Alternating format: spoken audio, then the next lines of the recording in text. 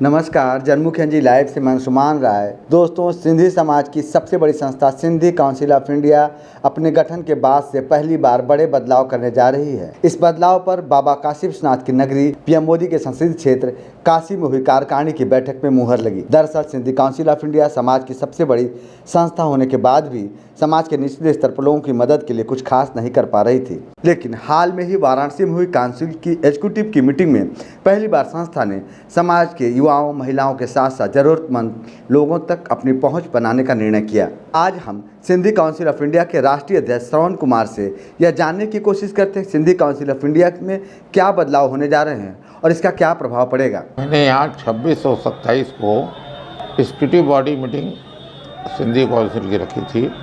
हमारी एक सोच थी कि इसका विस्तार महादेव की नगरी से किया जाए।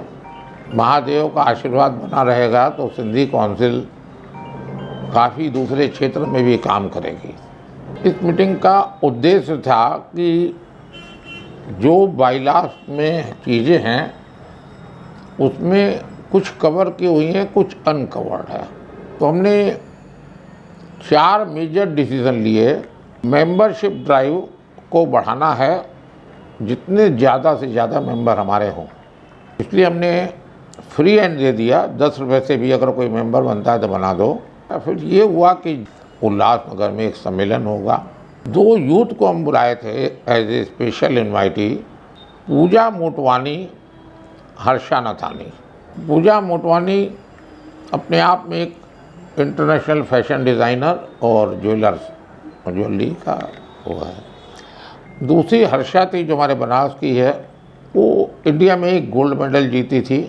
तो हम ये संदेश देना चाहते रहे यूथ को, यूथ विंग बनाने के पहले, कि टैलेंट किसी में भी हो सकता है। कुछ लोगों को हम लोगों ने अपॉइंट कर दिया उसी दिन। लास्ट में जो है हमने बोला कि वीकर सेक्शन जो है हमारी सोसाइटी का, उसके लिए फंड का कलेक्शन होगा। इसमें हमने बोला कि जो वीकर सेक्शन मदद के लिए आता है वो इस ब्रांड के अंदर वो मदद होगी। ड्यूरिंग द मीटिंग किसी ने बताया कि जो कलाकार हैं हमारे सिंधी कलाकार, किसी टाइम तो बहुत अच्छे चलते थे लेकिन अभी तो हालात बड़ी ख़राब है, उसके लिए कुछ फंड किया जाए।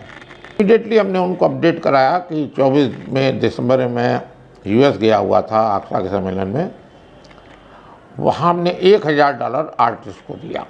इसमें भी जो है कलाकारों को मदद करने के लिए 51,000 हमने दिया।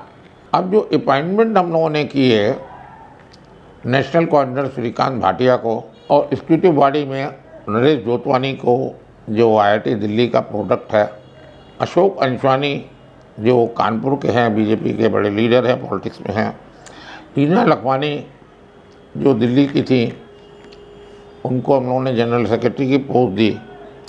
छाया रिंघानी गोरखपुर से लेडीज विंग की के चैप्टर की, तो उनको यूपी दे दिया गया।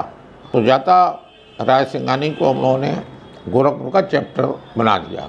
और दीपक मेढा बेंगलोर के हमारे हैं, वो किसी कारणवश नहीं आ सके, उनको हम लोगों ने ऑनरी पोस्ट दे दी।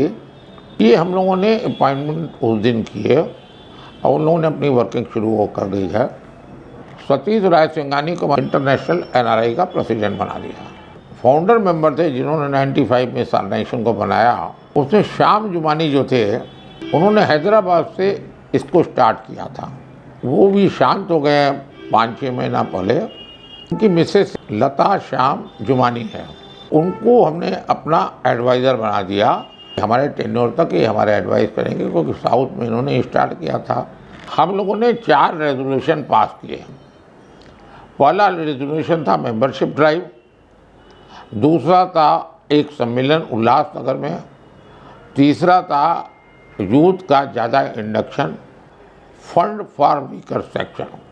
उल्लासनगर में जो आपका सम्मेलन है उसका उद्देश्य क्या है? उसका उद्देश्य ये है कि एक तो ये भ्रम जो है कि खाली बड़े लोग बैठते हैं, बड़े लोग मीटिंग करते हैं, बड़े लोग एग्जीक्यूटिव बॉडी मीटिंग करते हैं और AGM में वही लोग रहते हैं, हम लोगों को कहीं भागीदारी नहीं रहती है। उनकी भागीदारी रहेगी, सारी सुविधाएं उनको खाने की, रहने की दी जाएगी, सबको जोड़ा जाएगा।